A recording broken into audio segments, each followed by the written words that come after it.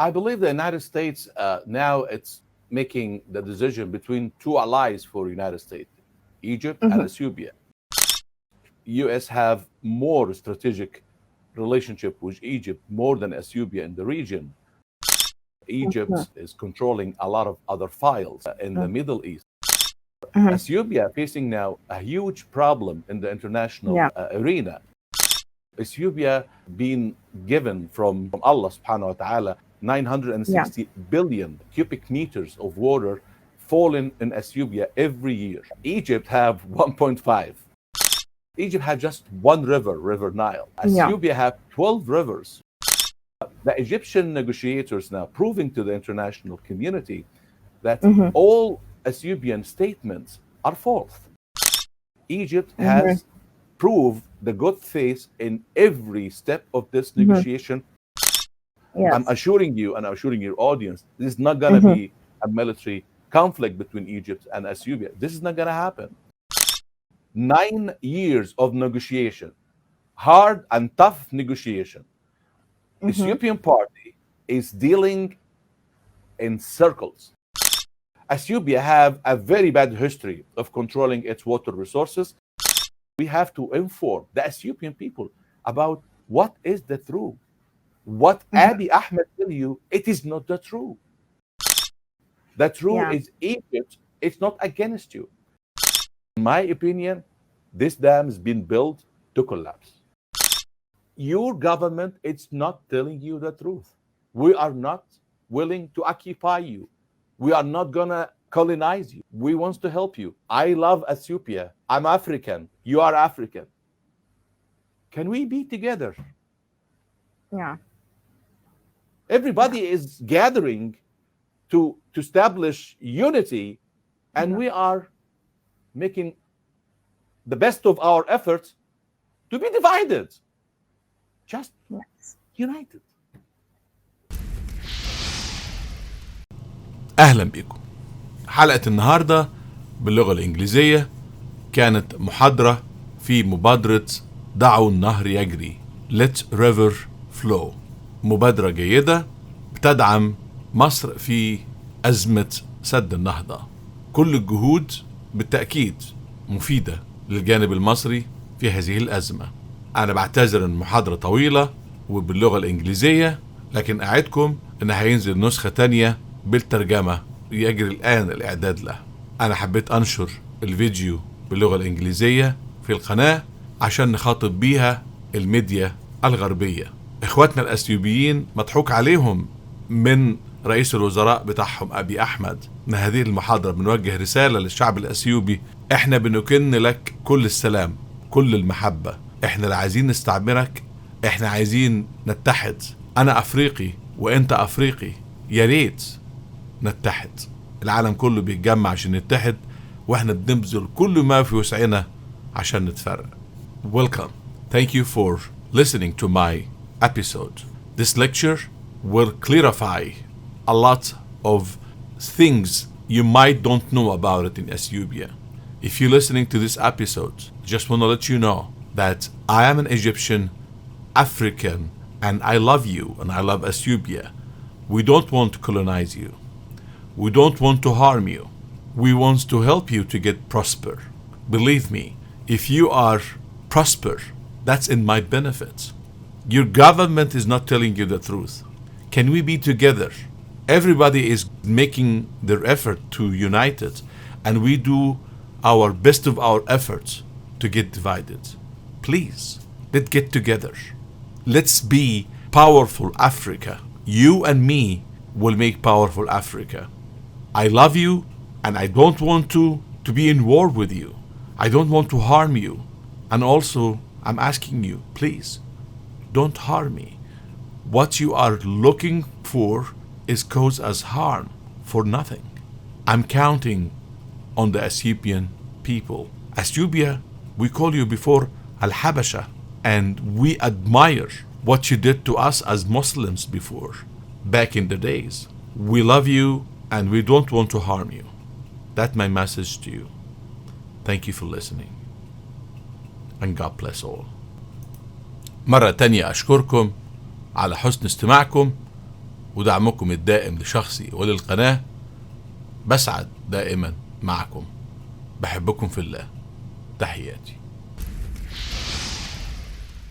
Hi everyone and welcome to a new talk organized by Let Nile Flow Initiative. I hope you are all well and safe.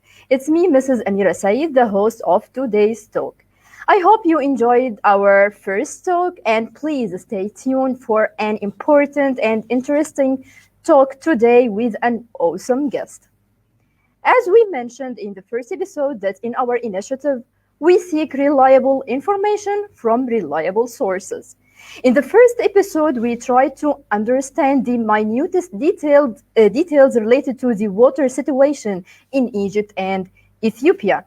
And after almost 9 years of negotiations over the Grand Ethiopian Renaissance Dam, this issue has proven to be a global concern. And it's very important to understand the reactions of the international community to this important issue. In today's episode, we will virtually travel to the United States, particularly to Washington, D.C., to meet a veteran and prominent political analyst and political commentator and expert on Middle East affairs, Dr.MaK Sharkawy. We need to understand how the international community see this important file and how they analyze the recent developments related to these negotiations. I'd like to remind you, our audience, that you can directly interact with our guest and you can drop your comments in our Facebook page, Let Nile Flow. And now, allow me to welcome our dear guest, Dr.MaK Sharkawy. Thank you, Dr.MaK, for joining us. It's really great honor for us. Thank you very much. It's my honor to meet you and meet your audience. Thank you so much, Dr.MaK. So I'd like to start from Washington, Dr.MaK. We know that Washington talks is an important phase in the course of the negotiations related to the Ethiopian dam. And actually, Washington talks wrap with no agreement. Egypt already initialed the agreement, but Ethiopia didn't show up in the last minute, and they announced that they will not attend the talks. Meanwhile, we have found several reports in the Ethiopian media outlets talking about it is a well-orchestrated PR campaign organized by Egypt in order to pile or raise international pressure on Ethiopia to strike a deal. How do you see this, Doctor? Do you think that Washington or the United States shouldn't have been involved from the very beginning in the negotiations? I believe the United States now it's making the decision between two allies for the United States, Egypt and Ethiopia. And they have a lot of relationship for the two countries. So, of course, the United States relationship with the two parties of this crisis, it has to be well measured from the United States administration. Of course, U.S. have more strategic relationship with Egypt more than Ethiopia in the region, and Egypt is controlling a lot of other files in the Middle East concerning, of course, the United States administration. Donald Trump, of course, have a good relationship with the Egyptian leader, Mr. Sisi, and I believe they have a lot of chemistry involved in the relationship. And this was very obviously very obvious when the meet was, I believe, 5 times with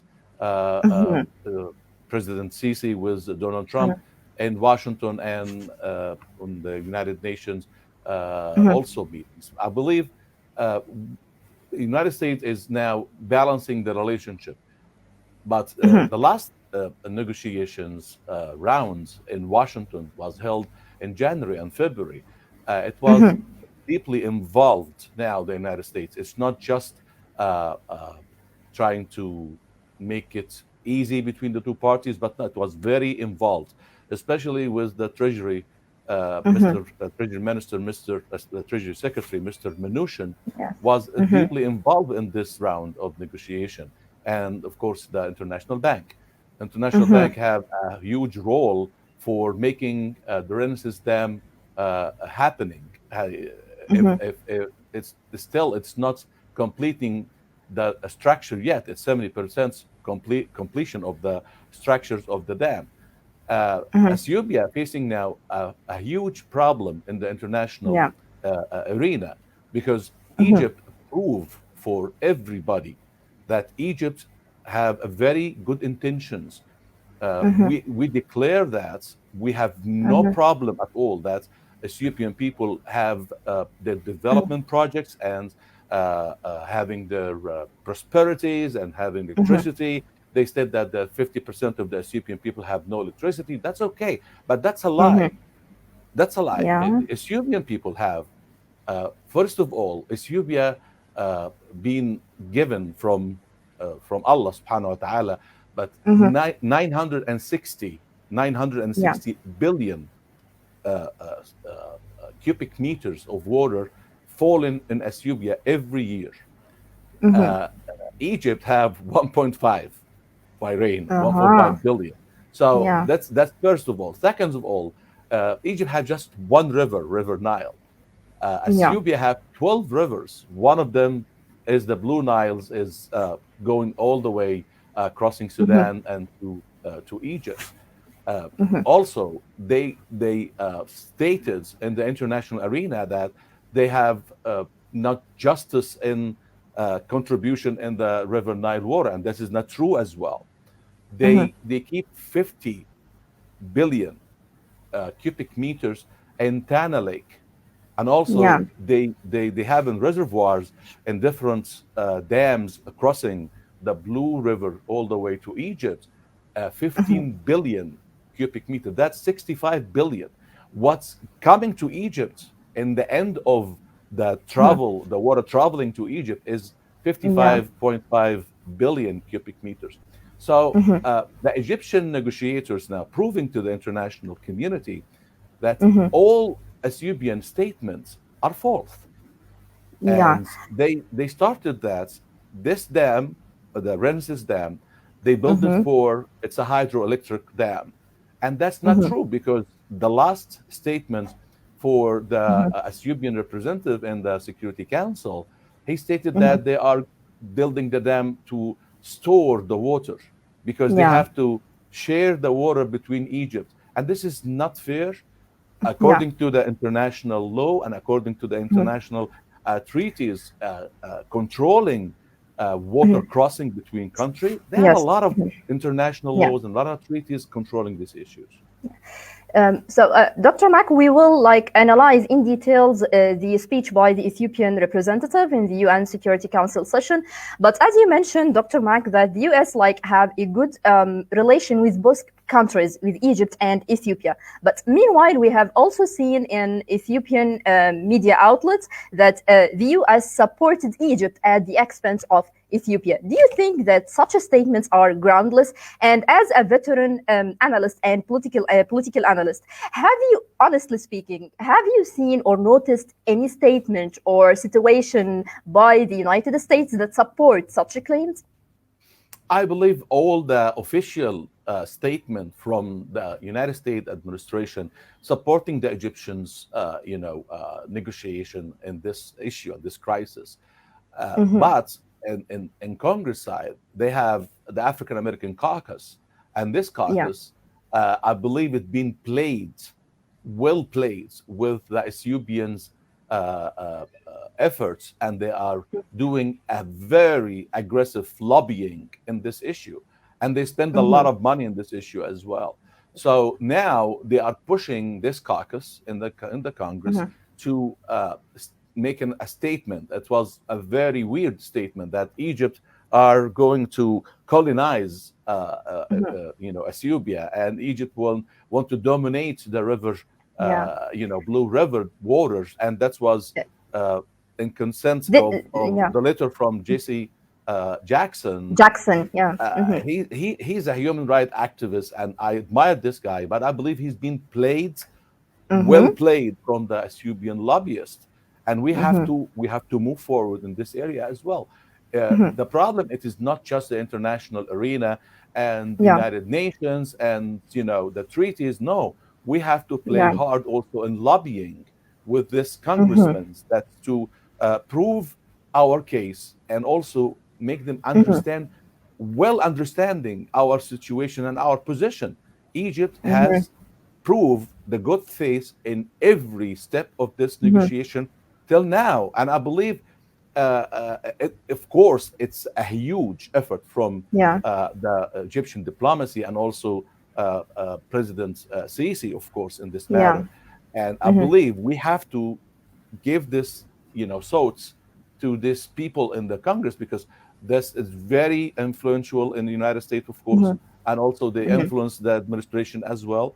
We need to prove our case as well in Congress.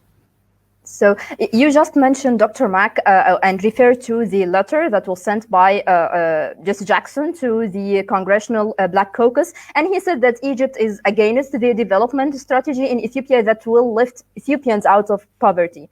Do you think that this letter received a positive feedback, and or can you tell us the reactions to this letter? Of course, it have a reaction, and it's measured, okay, of course, and it's weighted measures. But on the other side, the Congress have a very good relationship with the Egyptian administration, and I believe late 2018, it was a meeting between Nancy Pelosi with President Sisi on the security conventions in Munich in 2018. And I believe it was a short meeting between 15 and 20 minutes, but I'm sure that was discussed a lot of issues between the United States and Egypt, especially if the Democrats came into power in 2020 election. Of course, it's the Democrats, party have a very good relations with the Egyptian administration across, the decades, and it was the relationship between Egypt and the United States was prosper in Democrats arena, because if you remember 1977, the peace between Egypt and Israel was made by Jimmy Carter, and Jimmy Carter is Democrats. Also, the most influence administrations in the United States history trying to pressure Israel to resolve the Palestinian crisis was during Clinton, and Clinton is Democrat as well. I believe it's a very good relationship between Democrats Party and Egyptian administrations, and of course this meeting was very important meeting, and I believe that they are not just supporting the Egyptian situation in this crisis, but I believe it's going to be more than influence as well. Yeah. So you think, Dr. Mack, that as now all eyes are wide open to the U.S. elections, and definitely we want to know how the U.S. administration will deal with the Nile talks file in the wake of these elections. So you believe that this will be a positive impact. The elections will have a positive impact on this issue. Yeah. Definitely it will. And I am a little bit, concerned that if we have a dramatic change into the United States policy in the near, maybe 5-6 months after the elections, based on what's going to happen in this, game, it's an election game in the United States. But both sides of who's going to be in the White House is supporting the Egyptian situation and the Egyptians, party in this crisis between Ethiopia and Egypt. But of course, what I can see from the National Security Council, and that's under the Trump administration, it have a very powerful tweet, I believe 2 weeks ago, that it's 257 million people in East Africa is relying on Ethiopian to show strong leadership, which means striking a fair deal. And they talk about that the technical issue being resolved. It's a good time to strike a good deal and a fair deal. When they say a fair deal, that's meaning that they cannot starting filling the reservoir of Renaissance Dam without reaching agreement between Egypt and Sudan as well. They cannot just enforce the Ethiopian situation. That's it, and nothing more. No, we have a lot of other more. And keep in mind, people jump to conclusion that Egypt will use military force. No, I can assure you from here, from my office in Washington, D.C., this is not going to happen. There is not going to be a war between Egypt and Ethiopia. Egypt have a lot of other influence, pressure tools in this situation. And Egypt, it's the oldest country on earth, and I believe they are Egypt was inventing diplomacy. They're not gonna go out of solution in this crisis. No, I'm assuring you, and I'm assuring your audience, this is not gonna be a military conflict between Egypt and Ethiopia. This is not gonna happen.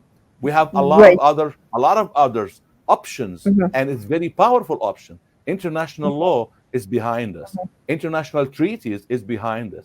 Now, international opinion now is building in our side of this crisis. So, just want to give you a good news. It's not going to happen. So you are optimistic, Dr. Mack. Yeah. Very optimistic. So you just mentioned, Dr. Mack, the tweet of the U.S. National Security Council, and actually this tweet went viral, and it was coupled with numerous interpretation. As a political analyst, what is the message behind this tweet? We have seen now that all decision makers, they are trying to use social media to deliver certain messages. What is the message behind this tweet in particular? Of course, National Security Council is the toughest security, council in the United States, and when they have an official statement like that, that's of course clear the administration view. Mr. Trump view on this issue. Of course, he's supporting Egypt in this crisis, and also they have a relationship with Ethiopia. Of course, Ethiopia is very important country in this area. Egypt, United States have AFRICOM in Africa, and they have, of course, interest in Africa, and also they want to make good allies to not make another influence for other countries like Russia and like China. And China is very aggressive going into Africa. I can tell you that now Russia is lending more than $200 billion to African countries, and part of these countries, their GDP is 50% of this loan amount. That means very soon China will control multiple countries in Africa, and you have a very clear example what's happened in Sri Lanka when China is flooding Sri Lanka with loans, and Sri Lanka cannot pay back these loans, and now Sri Lanka have to give all its ports to China to be under the influence of China. So, of course, United States have a lot of suspicions about what's happening in Africa, and also they want to increase their investments. The problem is the United States investment in Africa is not more than $26 to $30 billion. The UE, I believe it's almost $30 billion. China is more than $250 billion, and its potential to go up to $400 billion within the next 5 years to 2025. So it's kind of balancing the issue in Africa. The United States need Ethiopia in some part, but the United States need Egypt most of the parts. It's not equal relationship, but of course they have to balance the relationship when they dealing with a crisis like Nile River crisis.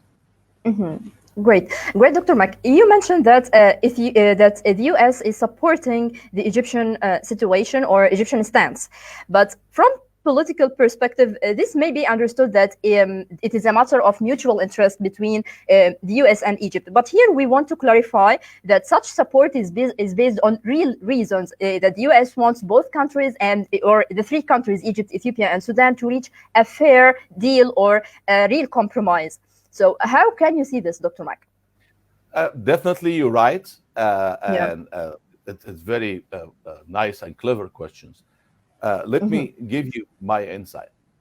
Egypt proved through 9 years of negotiation, hard and tough negotiation.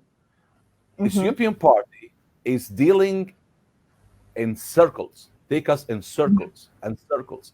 And Egyptian negotiators, I believe they are very smart and very efficient. We proved to the international arena that we are very flexible. Egypt accepts in the last round of negotiation in Washington, January and February, accept to go down to 37 billion cubic meters a year into the filling, periods.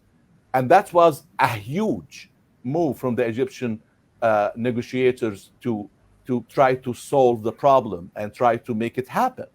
And when they're talking about the time of filling the dam, they reached agreements which the Treasury Secretary, Mr. Mnuchin, published it in his website, into the official website of the Treasury website. One of the major element of this agreement, that the filling, it's 2 months a year, July and August. And if it's a rain year, that too much rain, they can fill in September as well. And it takes what it takes. It takes 4 years, 5 years, 6 years, 50 years. It takes what it takes. That's a very, very, very good development into the negotiation. And the second part, it has to be a tripartite committee to control the dam. It's not Ethiopian controlling the dam, because Ethiopia have a very bad history of controlling its water resources. Keep in mind what happened in El Omo River and what's happened in Turkana Lake. When it's been flooded with water and hundreds of thousands of people died and villages being wiped off the map. That was deliberately happening from Ethiopia. And also what's happened, keep in mind what's happened between Ethiopia and Somalia. So they have a bad history of using the water as powerful methods of enforcing their policies into their neighbors. It's not going to happen with Egypt. Egypt is not Somalia. Egypt is not Kenya. I'm sorry. It's a big difference. And what keep in mind also the very aggressive statement from Abiy Ahmed. Abiy Ahmed, the Nobelist. When he have, after he's been awarded with Nobel, a week after that, he stated in his parliament, he's gathering 1 million Ethiopian people army to declare war in Egypt. He's declaring war in Egypt. And his generals' statements in the last couple of weeks, of course, it's I know it's a propaganda, and they want to make it inflame the problem between Egypt, and of course it's deliberately, and they're doing a very aggressive propaganda campaign now, and they threaten that they're going to defeat the Egyptian army. By all means, if you just put, you have to compare apple to apple, not apple to oranges. If you put the Ethiopian army against the Egyptian army in any measurement scales, it is 1 to 10. It's a crazy to talk about this. Of course, it's not going to happen. Any conflicts, military conflict, yes, it's not going to happen. But we have to keep in mind, for Ethiopian, people, we are Africans. We are neighbors. We are dealing to have prosperity for Africa. We are not gonna conquer Ethiopia. We're not gonna colonize you. This is not gonna happen. Egypt is spreading peace in the area. The last round of negotiation happening 2 days ago, Egypt's offering not just deals, offering complete cooperation with the Ethiopian people. We're offering our help into their development. We offer our help into electricity. They mentioned that they have the governance in Ethiopia. They said they are 29.5%. I'm sorry, 31.5% poverty in Ethiopia. The poverty in Egypt is more than that. When they stated that they have to control their water resources. It's our water, it's our river. This is nonsense. They stated that all the international law and all the treaties happening in the past is nonsense. That's not true. This is not the international law, the international treaties between Egypt and England was colonized Egypt in this time. That's, in fact, it's not going to be nonsense. They cannot state it that it's our water, it's our river. It is not your water, it's not your river. If it's crossing other country, it's controlled by international law. And the United Nations in 1997, they have the crossing water law that's governing. If it's non-navigational use, they cannot control the water. The sovereignty here it have to be equality sovereignty, not just for Ethiopia. And they cannot stop the water from other country. They cannot, like they threaten us, they will switch the river Nile. It's not going to go to Egypt anymore. That you're calling for something you're not going to afford. So, Dr. Mack, you just mentioned and referred to Abiy Ahmed's speech. Do you think that such, if you can say, ultra-nationalistic rhetoric further complicates the issue, and the politicization of the Nile talks had like a negative impact on the whole course of the negotiations? Definitely. It have a very bad impact. But keep in mind, if I am in Abiy Ahmed's shoes, what I'm going to think, he have a lot of problems internally. His own people, the Oromo, did not support him anymore. The Oromo, his own people, his non-tribe. It's a tribe country, Ethiopia. And they have conflicts a couple of months ago, 300 people died. They have another conflict 3 days ago, 160 people died. He postponed the election for 13 months. It's supposed to be happening in August, but it's not going to happen because he postponed it. And this is not approved yet by the Ethiopian people. Other tribes in Ethiopia, they stated they're going to make the election in August. So he have a very flammable, atmosphere in Ethiopia. He wants to play his Ethiopian people by showing that I'm very tough in the issue. I'm very tough in the water crisis with Egypt. We're going to do that. We're going to do this, just for the propaganda. That's a propaganda. But in the real life, Ethiopian people now, they are charged. When you charge people that that's a life and matter, that's a life and this matter, that's a life of our prosperity. We have to do this. Now they make it, very flammable. Now he cannot control it. He cannot take it back. He have to go forward what he's doing. Our mission as political and analysts and media and journalists and the Egyptian part of that, we have to inform the Ethiopian people about what is the truth. What Abiy Ahmed tell you, it is not the truth. What your generals tell you, it is not the truth. The truth is Egypt, it's not against you. Egypt, it's not against your prosperity. Your prosperity is going to be in my benefits. Africa, it have to be a strong continent. And when President Sisi was the head of the African Union, you can see by yourself, we spotlights Africa for more than 20 international events.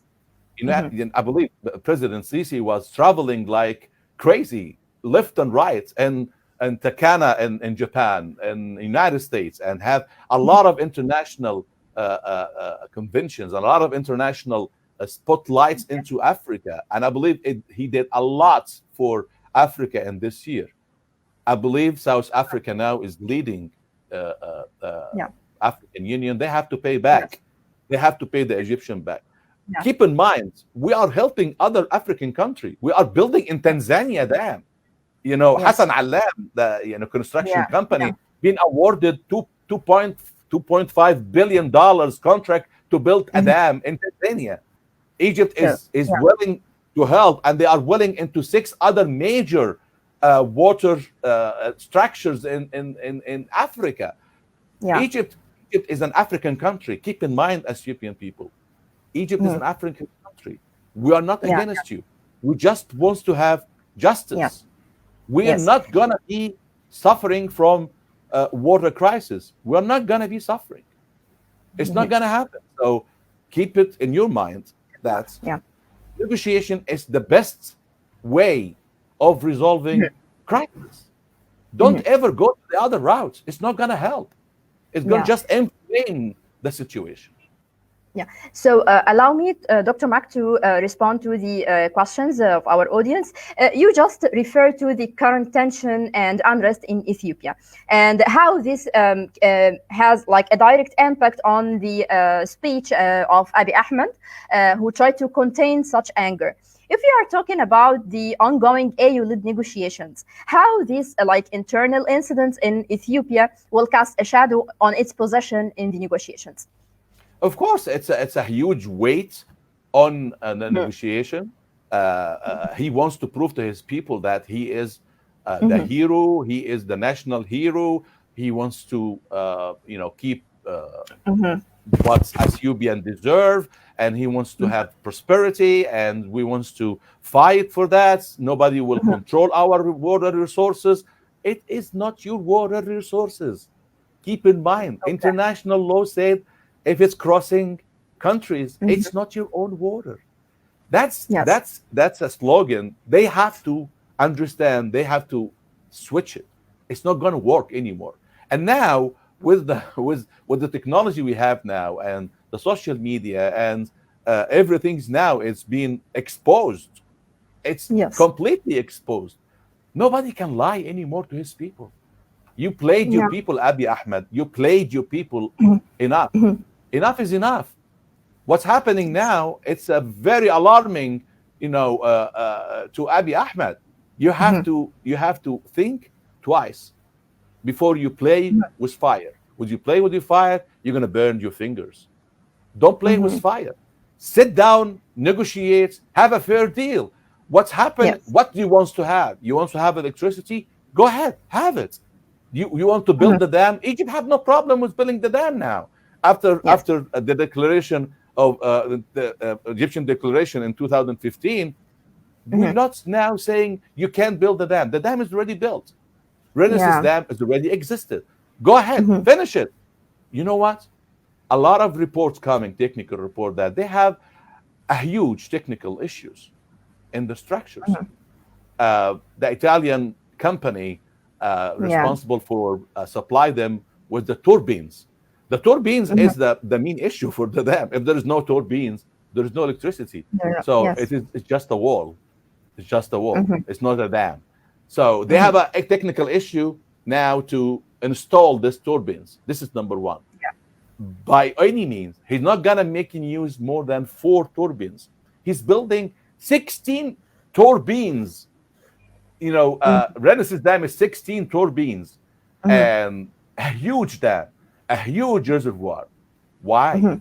You don't need all this water to produce the 6 mega what he wants to have as electricity. It's this building, this dam, the blueprint of this dam being shown to an expert in Germany. And he said that with this blueprint, I cannot build a building in Berlin, not a dam.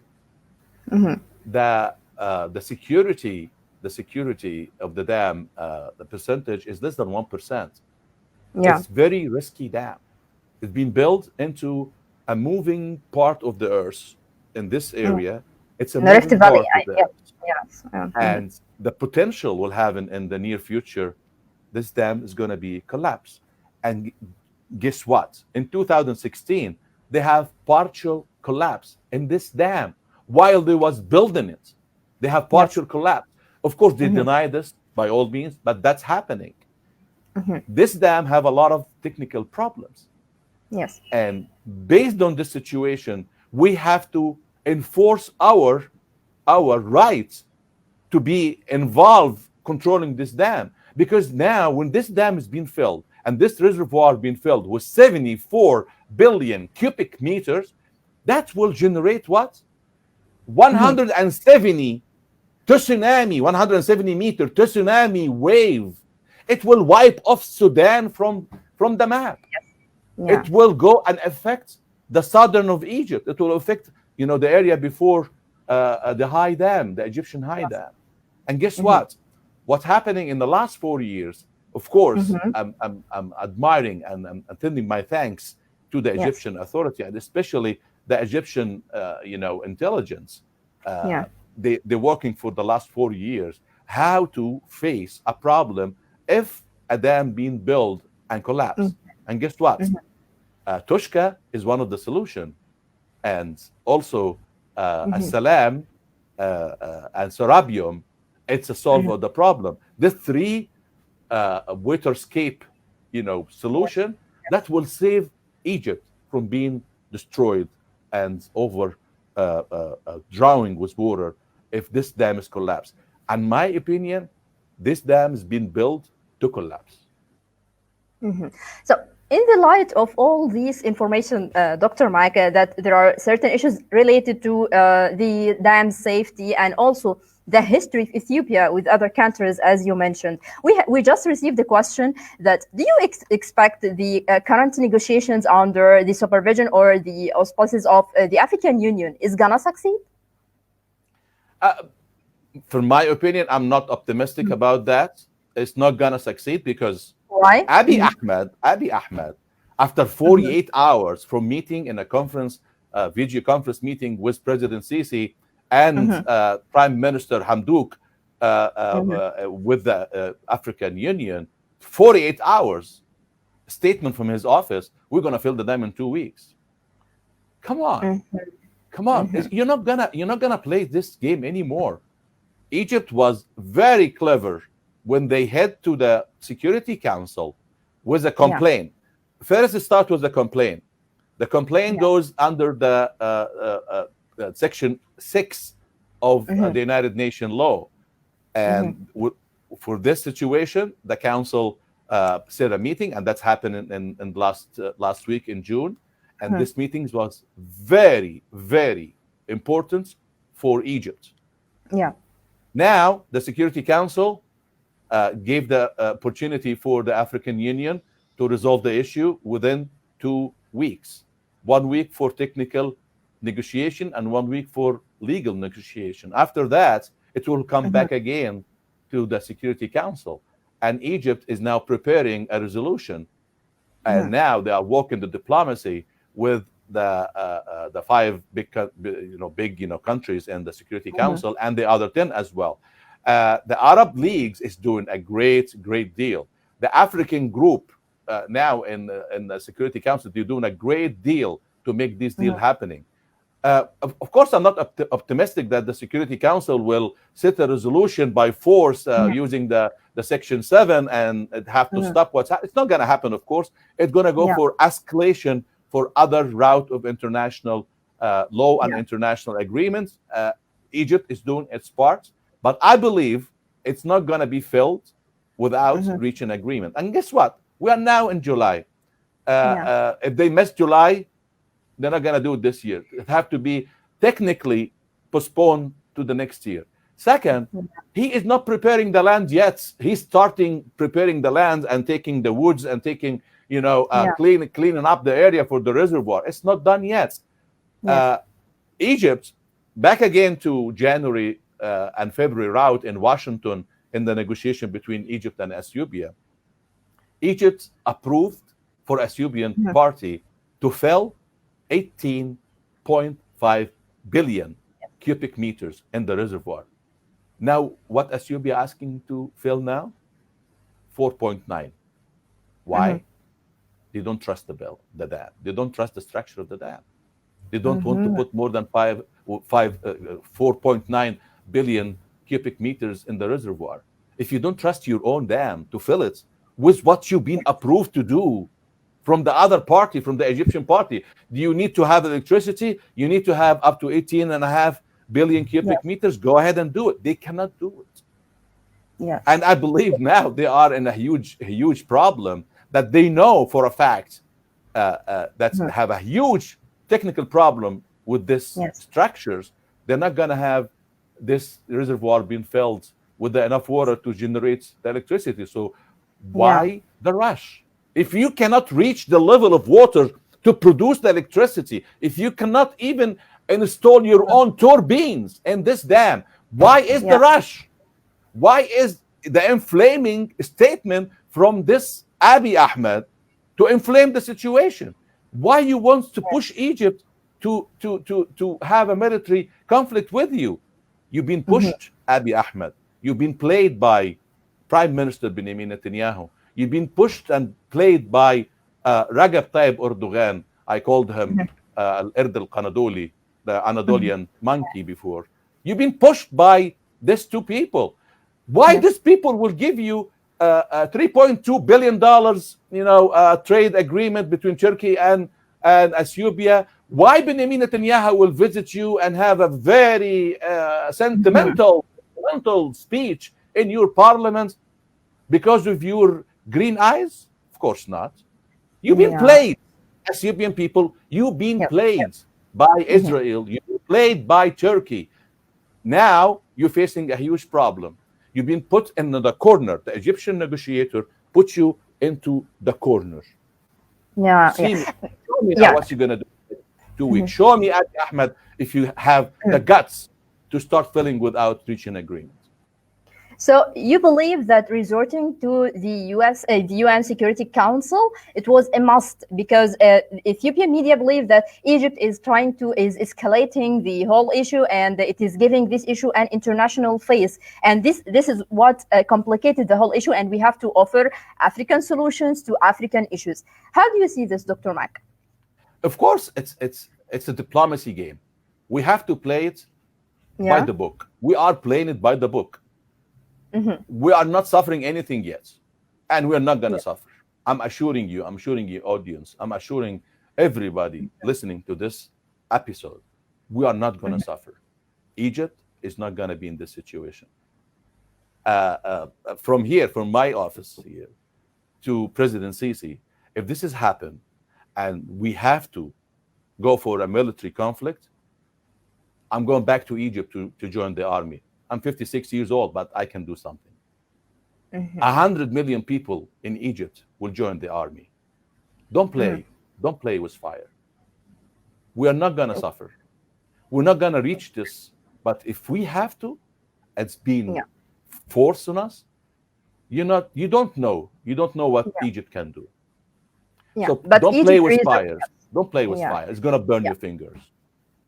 Yeah, but that's why Egypt is trying to, by all diplomatic means, to reach a diplomatic solutions by resorting to the U.S. Security Council, and Egypt seeks a really cooperative approach, Dr. Mack. But you mentioned, Dr. Mack, that Ethiopia has a history in the light of its tension or conflict with Somalia and Kenya. So why do you think that we have received the question, why do you think that reaching a binding legal agreement is a must? Because they don't want to have a binding agreement. They want to have a flexible jello agreement so they can go off the agreement anytime. That's 9 years of negotiation. They want to reach the end of the agreement with no binding agreement. Yes. Come on. I'm a lawyer. There is no agreement in the wars not binding. If it's not binding, it's not an agreement. It's just a consultation. If it's not binding, it's a consultation. It's not agreement. Yes. International law have to be binding, have to be legal guarantees for the Egyptian people to get into this situation and allow filling the dam. And what's going to happen if this is safety issue will endanger 50 million Sudanese. Sudanese is our brothers. Sudanese, Egypt and Sudan was one country, and it will be one country forever. Egypt and Sudan have a lot of roots. Sudanese and Egyptians have a lot of family relations. You cannot imagine the relationship. And I am very happy that Sudanese administrations at last figure out that they cannot play with the wrong player. Now they're playing with the right player. Now they are back again to the Egyptian, not I don't want to say Egyptian arena. Go back to their brothers. We are brothers. Imagine in 1974, Egyptian passed a law that you can cross Sudan to Egypt and vice versa with your ID. That's your ID. You don't need to have a passport. You don't need to have a visa. It's a huge relationship, and I believe Sudanese people was against the Sudanese administration dealing with the issue for the last 5 or 6 months. Now I believe it's a way better relationship, and of course, you have to admit that it is not just a negotiation. It is not just that you are powerful and you have a military force. And no. Diplomacy and diplomacy and diplomacy. Keep in mind, yesterday, the day before yesterday, because we have 6 hours more than the Eritrea presidents visit Egypt. Yeah. And he was, having a very good reception from President Sisi, and they discussed a lot of cooperation between Egypt and Eritrea. Yeah, I was about to ask you. I don't want to. Your mind goes into other stuff, but we have allies, and we have very good allies in the area. Egypt will never be out of options. We will never be out of options. So don't play us. Don't play us. Yeah, I was about to ask you about the recent visit by Eritrean president. What is the significance of this visit, Dr.Mack, especially during this period? Yeah. Okay, if we are going to talk about Ethiopian party and Abiy Ahmed and his generals wants to enforce that this is going to be happening and you have nothing to do. No, we have a lot to do. They have a big rumor that Egypt established an army, base, in South Sudan. That's not true. Egypt sends 140 experts to train the South Sudanese, army. That's just a cooperation between Egypt and Sudan. But if we need Sudan in the future, I believe Sudan, South Sudan, and Eritrea will help, big time help. It's not very direct in international law and international diplomacy. There is nothing black and white in international diplomacy. It have a lot of gray colors. Gray colors, it's 256 grades of color of gray. So it cannot be black and white. And it's interest. Who is better for you? Who's good ally for you? Who's going to help you more? Who's going to help you in your prosperity? Who's going to help you in your developments? Who's going to be the big brother for you? Who's going to be helping you in international crisis? Who's going to be supporting your possession into other conflicts? And I believe what's happening in Africa now, I don't want to talk about Hosni Mubarak, time and what's happening in Africa in his time, but he was wrong to abandon Africa in this way, and it was deliberate. It was intentionally. Back into the assassination attempts happening to Hosni Mubarak, happening how? With Sudanese people in Addis Ababa in Ethiopia. They want to kick Egypt out of Africa, and that was obviously Shabak and Mossad's plan, and they succeeded. We've been kicked out of Africa. We've been, isolated from Africa for more than a decade, maybe more than a decade. That was wrong. What's happening now? The influence of Benjamin Netanyahu in Ethiopia and in the region, that based on because we are making Africa empty from our influence. We're back again to Africa. We're back again big time. We open wide doors with Africa. Egypt is doing a great deal with African countries. Egypt established 6 huge agriculture projects with 6 countries and plan to be 20 huge agricultures. We are helping them with our expertise. We're helping them with our influence. We give them political cover and other issues. We give them a lot of help. And guess what? This will pay back. What happened during President Sisi chair for the African Union, it will pay back. Believe me, it will pay back. It's come and goes. You can't have everything. You have to give and take. What we're having now, I'm not optimistic about Abiy Ahmed will solve the problem with the next 4 or 5 days. It's not going to happen. It'll go back again to Security Council. It's going to be escalated. And I believe Egypt have now a very clear vision from France, from Britain, from Russia, maybe China. It's not clear yet. Okay, the United States is clear. Egypt is not gonna, submit a resolution to the Security Council unless we have at least the 9 votes we need, and promise no veto from the other 5. Great, Dr.Mac. As I told you, we are receiving questions from our audience. Back to the technical issue, or I mean the safety dam, the safety of the dam. You mentioned, Dr. Mac, that you expect that this dam is gonna collapse. Is your opinion based on certain studies and well-established information, or it is just like your opinion? Yeah. Okay. My opinion, this dam been built to collapse, to harm. This dam is not built to prosper Ethiopia. Why? Imagine Ethiopia.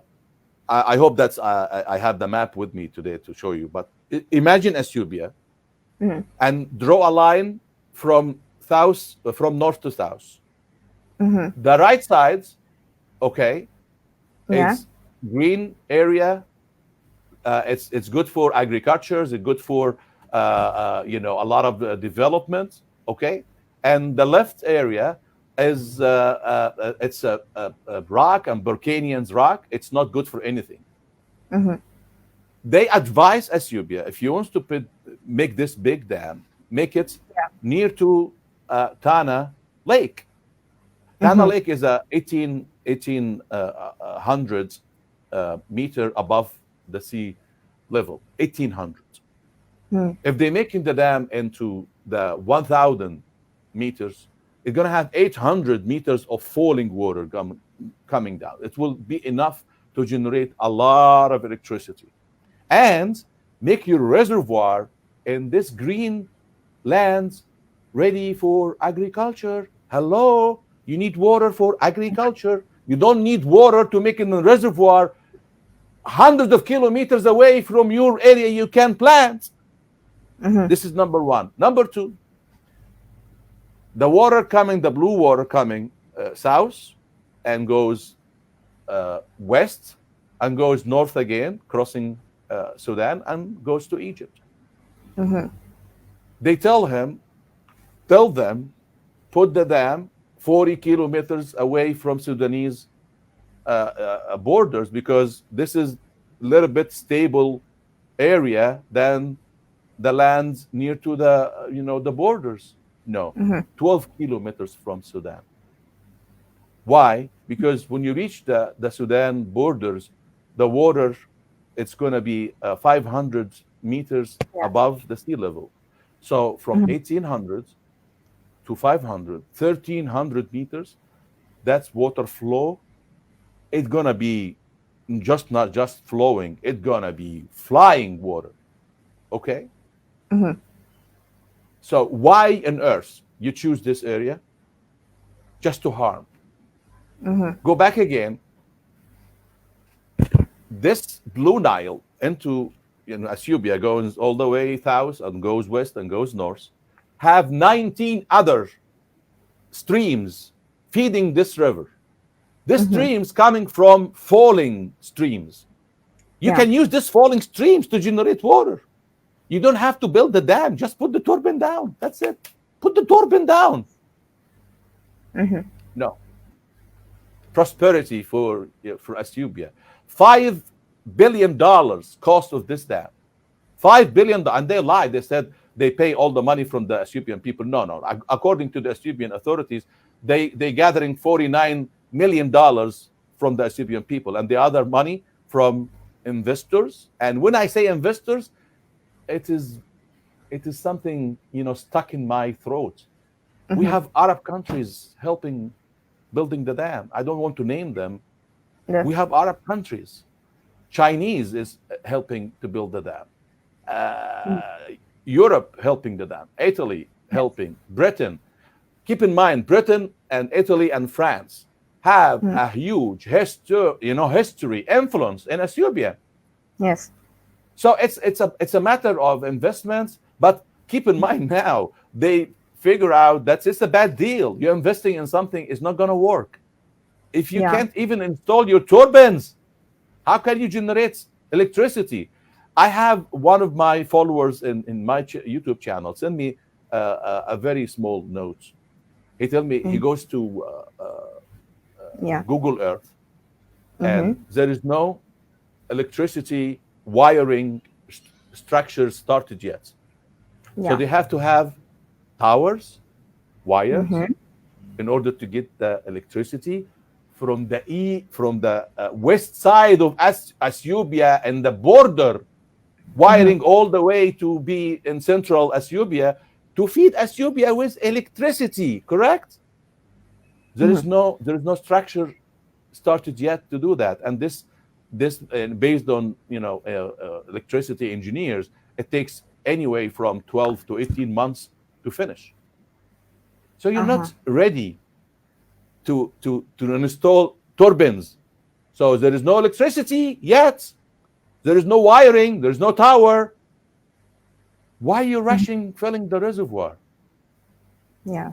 If you can't even have any electricity.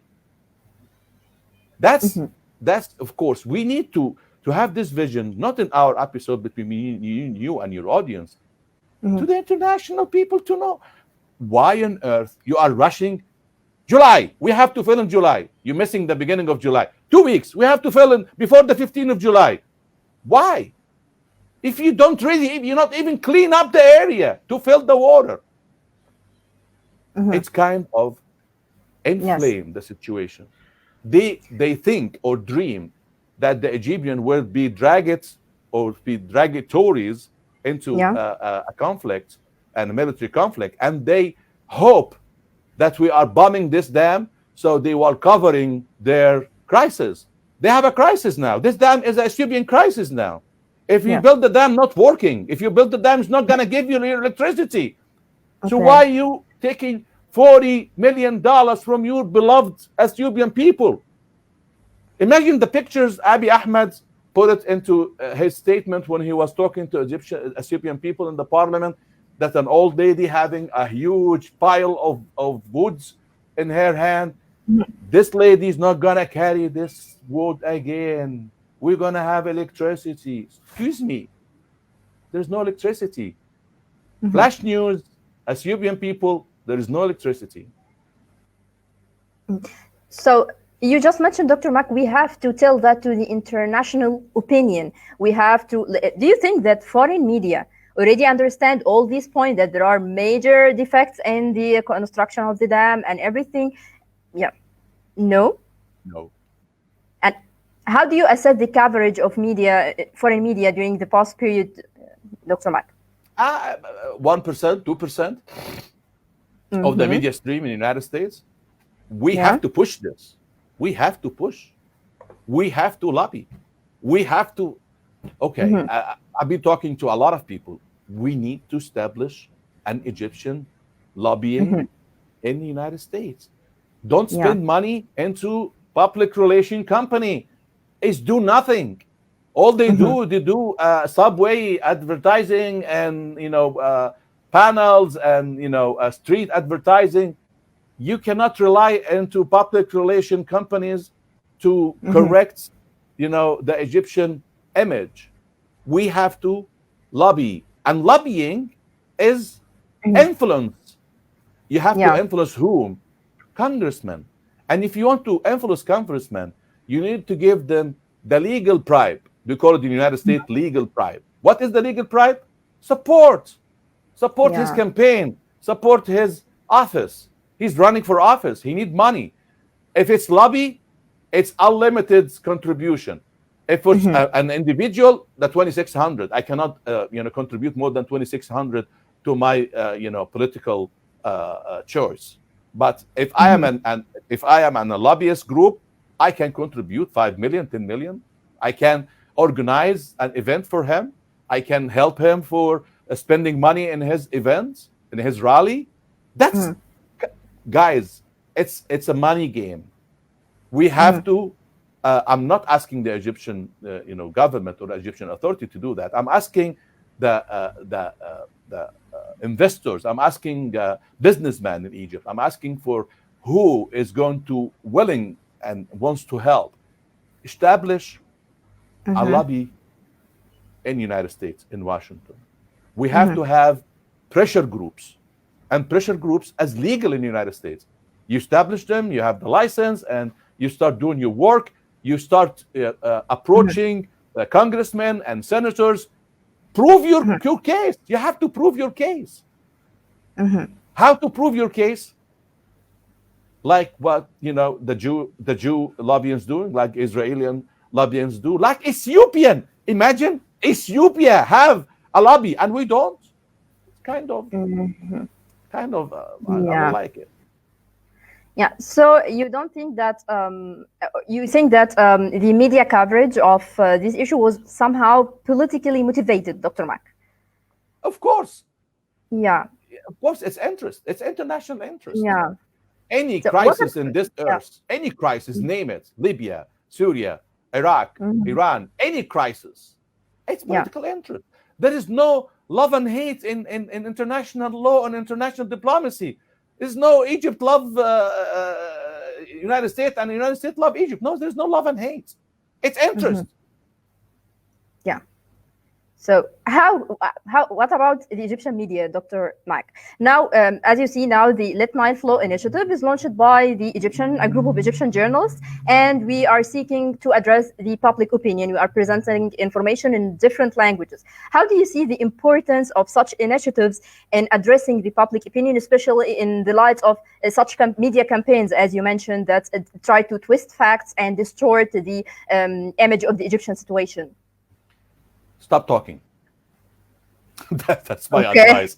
Why? Yeah. We have to enforce the new law we have in Egypt for social media and spreading rumors. You have to stop this people in YouTube talking about military conflict between Egypt and Ethiopia, talking about plans. We're going to send an aeroplane, and this aeroplane is going to be a civilian aeroplane. And this civilian aeroplane will have a huge tons of TNT and going to be fly over the dam, and we exploded in the top of the dam. Imagine this is happening. That's Egyptian people, and they take it in Ethiopia. They cut it and paste it, cut and paste, and put translation into Aramaic language and into English language and spread it. That's nonsense. We have to stop this. That's a circus. I see people in this, in this, channels, YouTube channels. They're talking about. They put Egypt in a very critical situation. Not internationally, of course, not abiding by the international law, but the social media. They take these videos and they use it in a very good use, especially with this 51 caucus in the Congress. Now, these people, because they are African American, and they want to defend Africans, Egypt will colonize. Egypt will colonize Ethiopia. Can you imagine that? We have to stop talking. Who's talking have to be authorized to do so. If you want to have your point of view, please state it that this is my own point of view. This is not Egyptian point of view. I'm being fed up with this. We're trying to talk to people. I send, a lot of messages to people. Please keep it down. Please, this is not the way. Can you, explain what's happening? But they're seeking what? They're seeking views, because views is going to be green, going to be money. So if you want to have a couple of $100 or $1,000 coming to your pocket in Egypt, and you damage the Egyptian rights to have our own rights in our own river Nile, to have such couple of $100, shame on you. Okay. So, Dr.MaK, we also received another question. Do you think that we have a chance to, if we can say, how can we deal with the countries that have supported Ethiopia, whether financially or politically supported Ethiopia in establishing this dam that you just mentioned, that this dam was built to harm? How can we deal with these countries? Okay. Governments are not forever. You know, Abiy Ahmed is already, and now he is the prime minister of Ethiopia. Remember, in 1993, another prime minister of Ethiopia meet with Hosni Mubarak, and we have an agreement again, not the 100s, not the 1000s, 1997 agreement, not the 1902 agreement, not the 1929 agreement, not the 1956 agreement, 1993. 5 agreements, binding agreements, prove Egypt historical rights into River Nile. And guess what? 55.5 billion in 1959, Egypt was less than 50 million people. Okay. Now we are 100 million people, and they want to decrease this amount of money, not increase this amount of money, amount of water, I'm sorry. Can you imagine that? We are now into water poverty already. The Egyptian people need to have at least 100 billion cubic meters a year in order to be not in water poverty. It's a crisis. And we need to build on this crisis to let the world know this is a crisis. I saw an English ad. It was beautiful, talking about 3 minutes. Beautiful ad. Why don't we have a huge production to show what is going to happen in Egypt if this is happening from Ethiopia?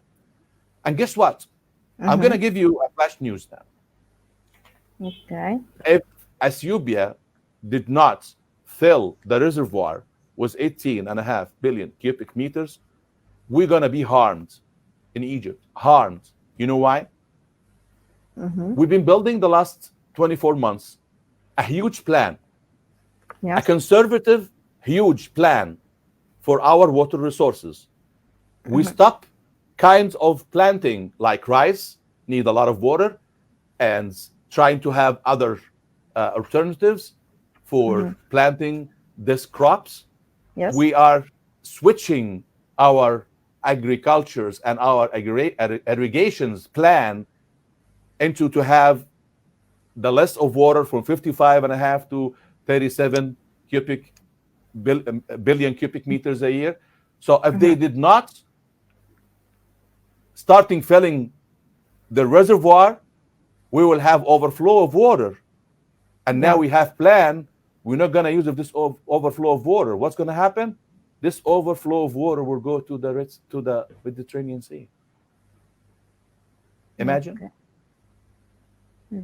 We're going to be harmed if they're not going to start filling the reservoir. And it's an international crisis. It's not just Egypt and Ethiopia. And that was the good of the speech from President Sisi in United Nations last September, when he talked in his speech that it's a life matter. He didn't say death. He said it's a life matter for Egypt.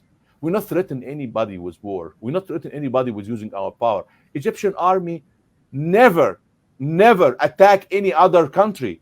They lie about, Khedive Ibrahim when he went to Ethiopia, an exploring campaign. You know what is exploring campaign? You are going to jungles. You have to have, guards with you. It's not army. It's not army to invade Ethiopia or colonize Ethiopia. It was an exploring campaign, and they fight these guards, and they have a very limited, military conflict. and they captures 2 cannon guns, and they put them in Ethiopia as we defeated the Egyptian army and we captured this, equipment from them. Can you believe this mentality? We are not colonize you. We're not gonna colonize you. We're not gonna harm you. We just want to be in peace with you. Don't affect me. Don't harm me. We have to have this vision that we have it very simply now in your episode into the world. What's going to happen in Egypt economically, for people, for more poverty, more water poverty. They accuse us that we are misuse the water, in the Nile, and we are doing structures into the Nile, and they said that we are harming Sudan when we do the high dam. That's not true. That's a lie. That is a lie. Egypt gave Sudan 160 kilometers in the border, inside the Egyptian border. If you get to the Egyptian map, you're going to find something goes like this into the south border. This piece of land near to the Nasser Lake, given to Sudanese tribes to be using the lake and using, the resources. Egypt was helping Sudan. They said that the Wadi Halfa problem, that's not true. Egypt never harmed any other country. And we have a very good relationship between Egypt and Sudan. We have to build in this crisis and let the world know what is the real crisis for me as an Egyptian. Have people talking in the street and translate what they are talking to the people. Have people being filmed, area in North Egypt have no water. You can see that. You can see it's a dry land now. It's very good land for agriculture.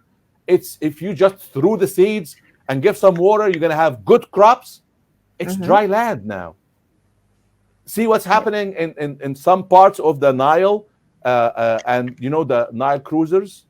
It's a very good investment for Egypt, and it's have a very good investment stream for Egypt. Some part of this area that this boat cannot flow, and it's being stuck because the water level is down. So it's a crisis for tourism, for economy, for planting, for feeding our people in Egypt. We have to build in this crisis. We didn't have our part to build the crisis. The crisis is there already. We have to build on it. We have to let people know what is going to happen to Egypt if Ethiopia starting to do such an ignorant to fill the reservoir without reaching an agreement and intentionally wants to harm the Egyptian people. And you think this is the role of media, Dr. Mack, to highlight the socio-economic impact of you're doing a great job. You're doing a great job. This is thank you for doing this episode, and it's in English language so people can know what's going on. We need to be out. We need to be. We reach other people. We reach other media. We have our information, ministry in Egypt. It's a huge establishment. I know that they have a lot of talents. I know that they have people speaking more than 78 languages. They're having, they call it listening committee. They're listening to all, other media and other news and radios and TVs. Also, they have, I believe, the Egyptian radio have maybe 27 stations directed with different languages for African language and other languages. We need to be out. We need to outreach these people. Ethiopian people need to know the truth. What Abiy Ahmed telling you, it is not the truth. Flash news, you are not going to have electricity. The old lady will still carry this pile of wood. Okay, so Dr. Mack, in the light of all these information that you just mentioned and also previous historical incidents, You mentioned that you are not optimistic about the ongoing negotiations under the supervision of the African Union, and you expect that the file will be back to the Security Council. In case that there is also more inflexibility and procrastination from the Ethiopian side, what are the anticipated scenarios or reactions of the international community to this file? Okay, it's a very good opportunity for the Egyptian negotiating team, and they do a great job. Now, Egypt have the opportunity to add more to the file. They're adding more to the file. The last 2 days, Egypt offer development plan for the Ethiopian people. And how can we cooperate together? How can we help you? How can we get you what they want to be there? How can you have your prosperity? We're going to help you. That's a very good, move from the Egyptian negotiator, because it adds on to the file. When the file reach the Security Council, when the file reach the International Justice Court, the International Justice Court, Court of Justice, the International Court of Justice, it is not, their decisions, it's not enforced by the law, but it's like a consultation to the Security Council. We can go for the General Assembly in the United Nations. If we face a veto from one of the countries, we can go to the international law through the international media, through the General Assembly in the United Nations. And we went before and we helped Palestinian people, and we have a huge success, especially when we reached the 2/3 of the General Assembly voted for disapprove transfer the American embassy from Tel Aviv to Al-Quds. We know how to do it. We know how to play the game. And I believe the Egyptian negotiator who win Taba negotiation, 9 years of fighting with the Israeli authorities, and we win it. And all the conflicts and water crossing being exposed and being studies in International Court of Justice and other international legal arena, all of it was against building water structures to harm other countries. All of it, not just one or two, all of it. So if Egypt go for the international law, it will win. Well, if Egypt goes to the General Assembly, it will win. I believe Ethiopia is not gonna do that, from my point of view, not because they are good people. No, I'm talking about the Ethiopian people. I'm talking about the administration. Not because they are good administration, because they can't do it. The safety of the dam is not enough to fill the reservoir for more than 4.9 billion cubic meters. How can you reach the 18.5 level to start generating the electricity? So if you can't make the electricity, what's the good of the dam? So he's going to reach, of course, a huge embarrassment with his own people. And who knows, maybe the solution will come from inside Ethiopia, not from United States, not from the United Nations, not from the international arena. Maybe the solution will come from the Ethiopian people. And I'm counting on them. They are good people. They are good people. Yes. We call them Habasha. Remember what the Habasha did, cross the history. They are good people. And also, I'm asking through your episode, through your efforts, the Coptic church in Egypt, they have a good relationship, very good relationship with the Coptic church in Ethiopia. We have to spread our efforts in all arenas. Every effort will help. There is no effort we're not going to help. And I'm sure that Ethiopian people, when they know the truth, maybe they listen to me today. Who knows? Maybe. Yeah. Your government, it's not telling you the truth. We are not willing to occupy you. We are not going to, colonize you. We want to help you. I love Ethiopia. I'm African. You are African. Can we be together? Yeah. Very simple questions. Can we be together? Can we prosper together? Everybody is gathering to establish unity, and we are making the best of our efforts to be divided.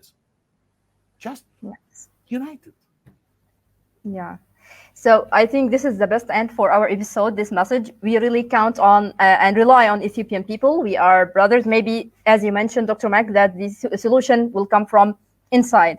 At the end, on behalf of the members of Little Nile Flow Initiative, we would like to thank you, Mr. Mac. Really, it was an amazing episode, and really we learned a lot from you, and thanks for your time and thanks for your efforts. We are so honored to have you today.